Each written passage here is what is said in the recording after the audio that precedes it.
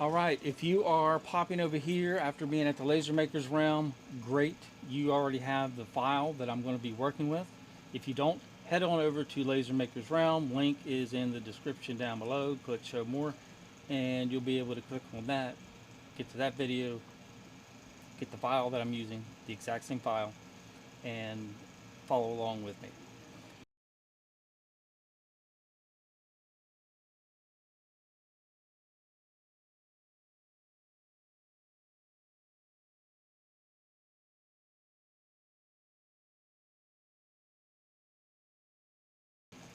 What I'm going to be doing today is using the CO2 Galvo that I have here behind me to engrave some acrylic. Now, here's the disclaimer. Always use proper safety procedures. Acrylic is flammable, and hitting it with a laser, it can cause fire. I always run an air assist and adequate ventilation with my Galvo lasers. Today's air assist, I'm not going to use the compressor because it's loud. I'm going to use just a couple fans, and I'll leave a link for those in the description. But just having those fans running, the PC type fans, is enough airflow to keep the flare-ups to a minimum. There still will be some flare-ups, but they're at a minimum.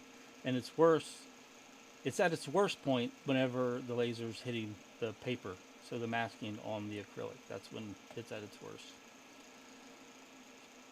And my technique might not be the best technique. It might be terrible technique, but it's the technique that I use. So I'm not making any claims that it's better than anything else out there. I'm not making any claims that it's the best or the most safe, but I try to be safe and do it in a way that I've at least put some time and effort into research, and found that after over 6 months of cutting acrylic this way, I'm having great success, even with 3D engraving acrylic with CO2 Galvo, which that's another video. The first thing I'm going to do is show you what I have found for this CO2 Galvo. You can use on a diode, a CO2 gantry, any Galvo laser whenever you're doing some cutting. And it's really cool, so let me switch over to that camera and show you. Here is a cool little honeycomb bed. This honeycomb bed has markings on it similar to the one that comes on the Rolly Lasermatic, and it is approximately 300 can't read, 350 by 350.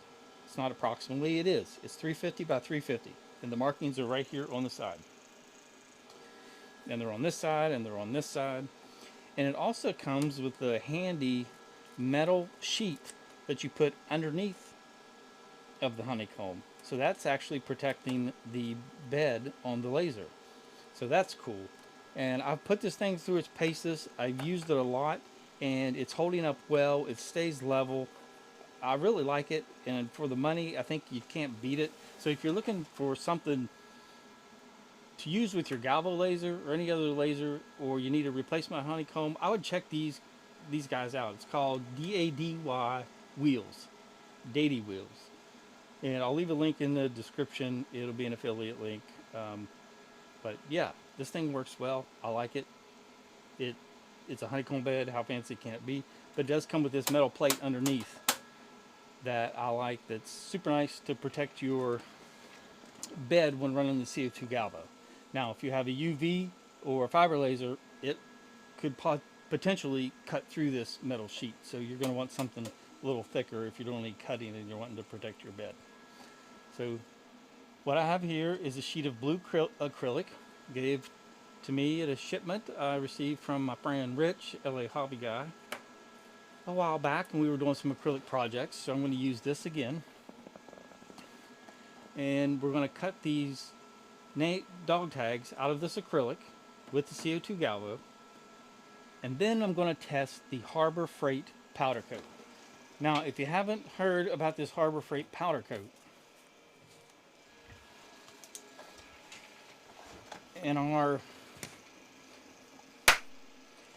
if you haven't heard about the Harbor Freight powder coat, in our live stream we did a few weeks ago, when we did filling acrylic with powder coat, we used the stuff from Uline that Rich had sent us, and it was good stuff. It worked well. Well, people were talking about the Harbor Freight powder coat. How well does it work? Does it work as well as the other? Well, it's cheap. It's like $8 for this 16-ounce container.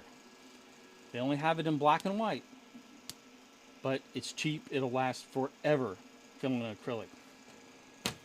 They also sell a little powder coat kit that has a transformer and spray gun with it. So it was about $120, $130. It looked interesting. I'm not trying to get into powder coating, but it's there. So what I'm going to do, engrave the acrylic, cut it with the Galvo. I'll go over my settings, and then we're going to powder coat fill it with this Harbor Freight stuff and see how it does. Hopefully it does well, because like I said, it's cheap, and if you only need black and white, it'll last you a long time for only $9.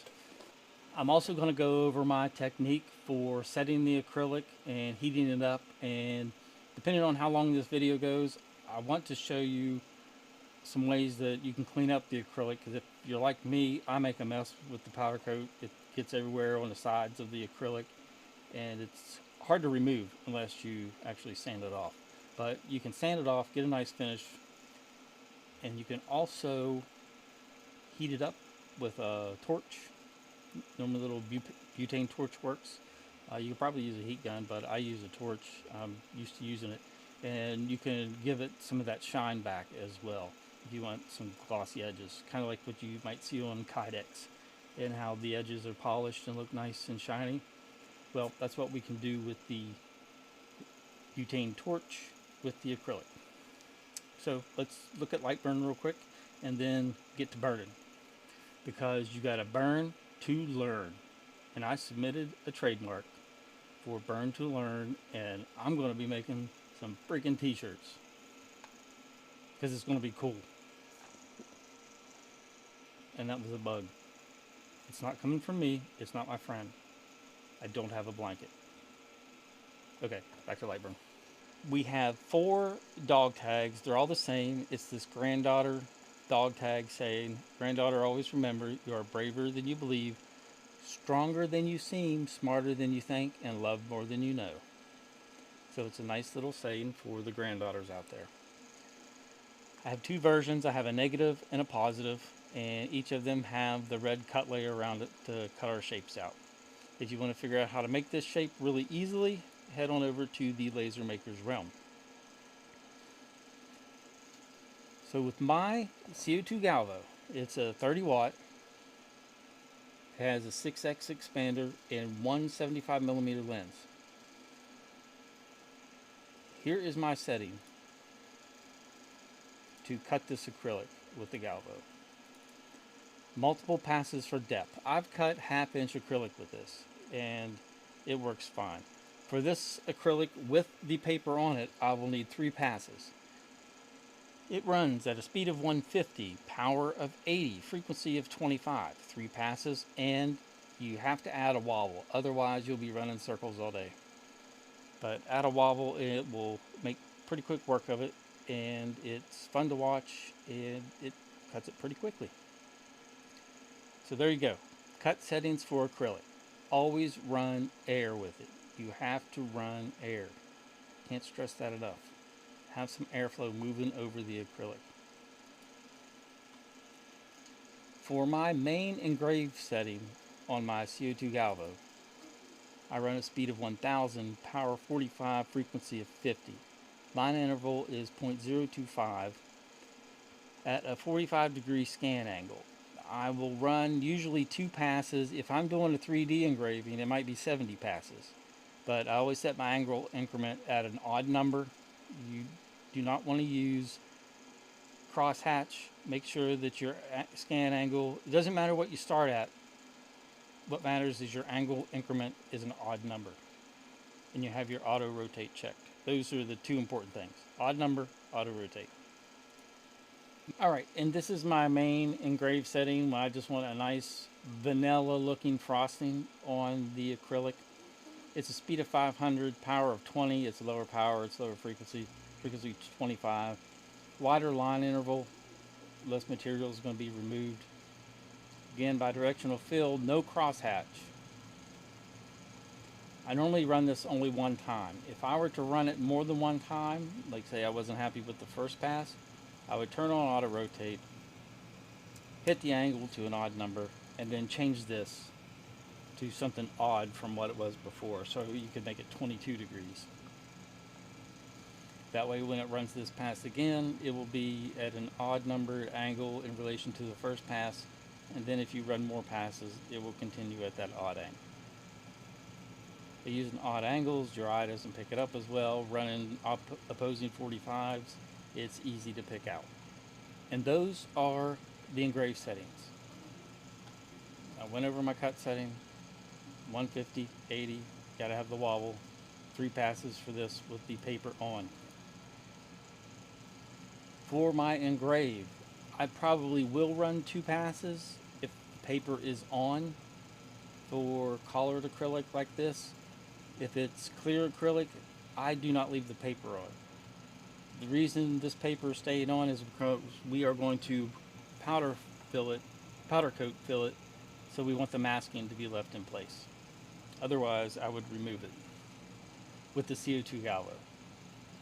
So adjust your settings accordingly for your laser. So I'm going to turn this jet engine on behind me. I apologize, but it's a CO2 Galvo, and what can you do? It's air cooled, so this thing here is just lined with fans, just a whole line of them on both sides. So enjoy. Give it a little bit to spool up all those bad boys. Then we'll do our engrave, cut, and then quick powder coat fill and get this thing wrapped up in short order. First thing I'm going to do is get you zoomed in, so I want you to be able to see. Now I do not have to adjust the Z for the CO2 Galvo at all running deep engrave or doing this cutting. So I'm going to run the deep engrave pass. I'm just going to go ahead and run it twice for you so you can see it. I'll bring in fan number 2. So we'll have 2 fans going. Alright, this is my typical air assist kit that I run. I'm not going to turn it on because it will be loud. This is the one I make and sell, but I just have 2 of these AC Infinity PC type fans here. They will provide plenty of airflow to direct that acrylic fume right into my fume extraction and right outside. So we'll get zoomed back in, and this won't take very long, so here we go.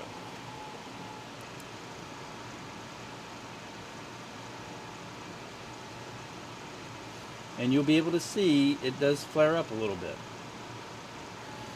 especially when you have paper. When it's just the acrylic, you don't get the flare up, but the paper will flare up.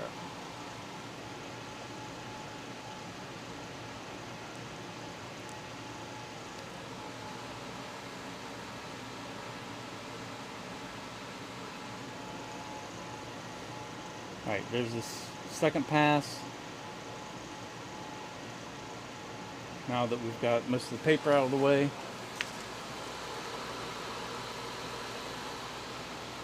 still have a little bit of flare up on the edges of the paper.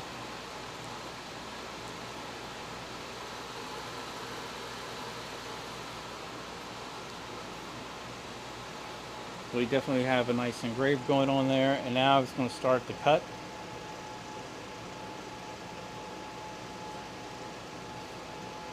And cutting that paper, there will be flare-ups. That's why it's very important to have air running. But once you get through the paper, the flare-ups are mostly gone. There's just going to be 3 quick passes around. It'll flare up a little bit on the paper on the bottom, so you know that it made it all the way through. Here we go.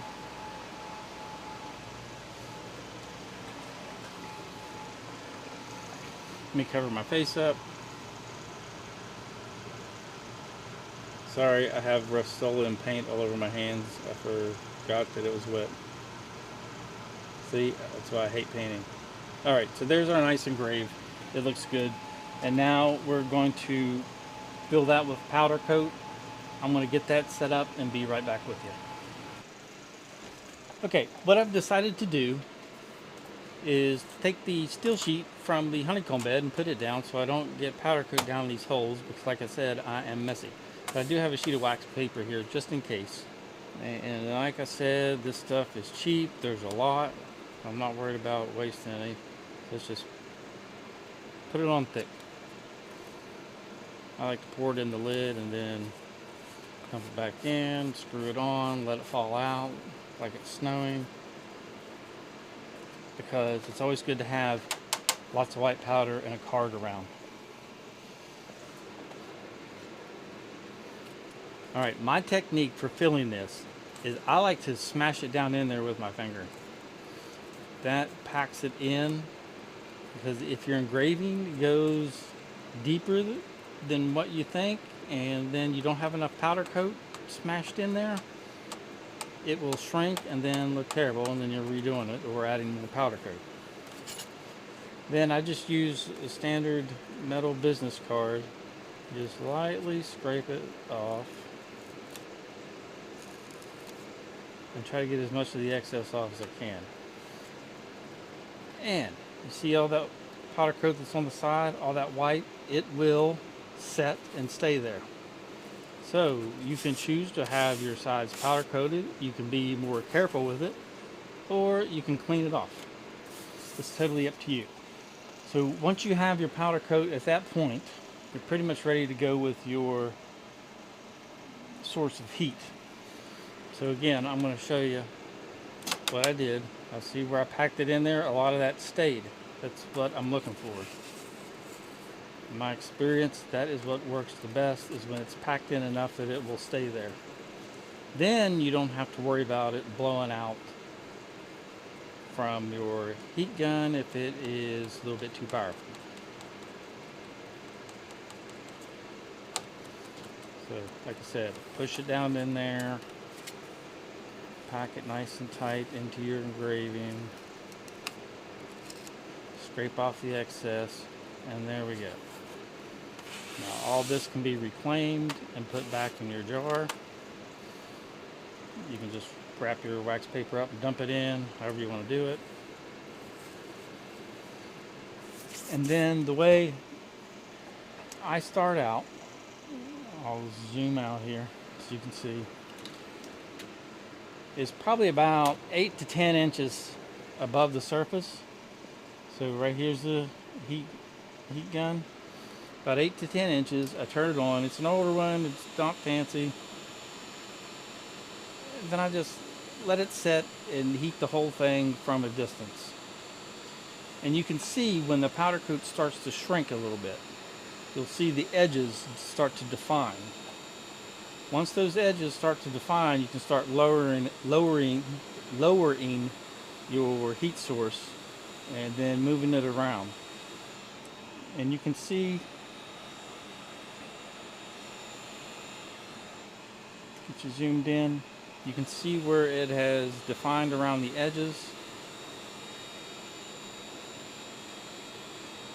It will turn shiny, and once it's uniform shininess across the whole surface, you'll see that last little bit right where it says smarter just cleared up. At that point you're done. Just let it sit and cool down for a couple minutes.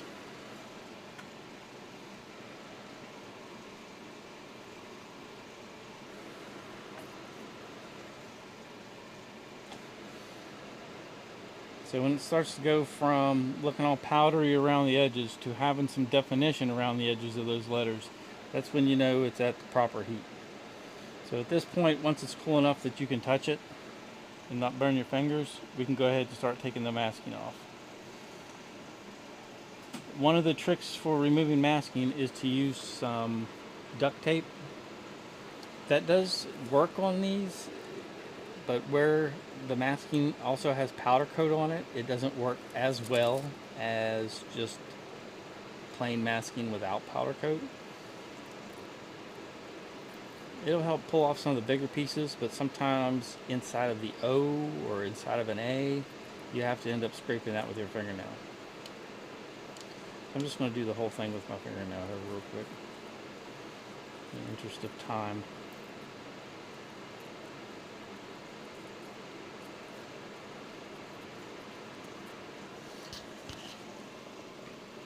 I have lost my glasses again. So let's hope I get most of this.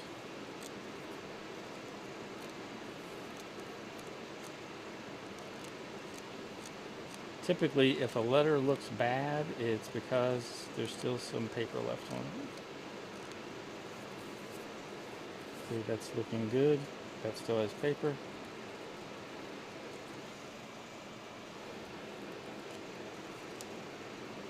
And that looks like all the paper is off. Maybe a little piece right there. Okay, good enough. Now, what do we do with this? It's stuck to the sides.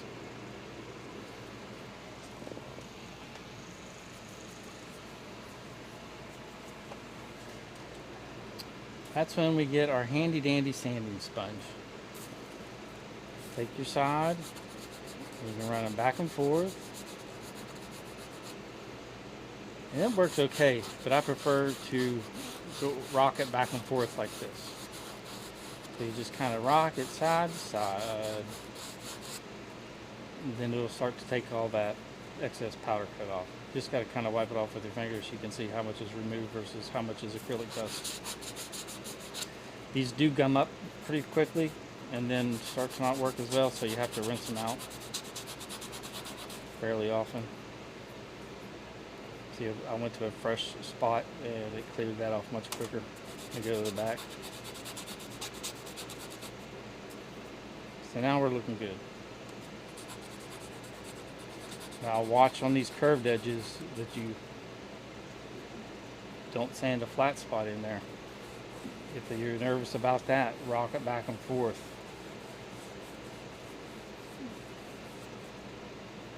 On the curve. But this isn't rocket science here today, so I'm not too worried about it. But you can see where that gums it up, it doesn't work near as well as it should. This one's going to need cleaned.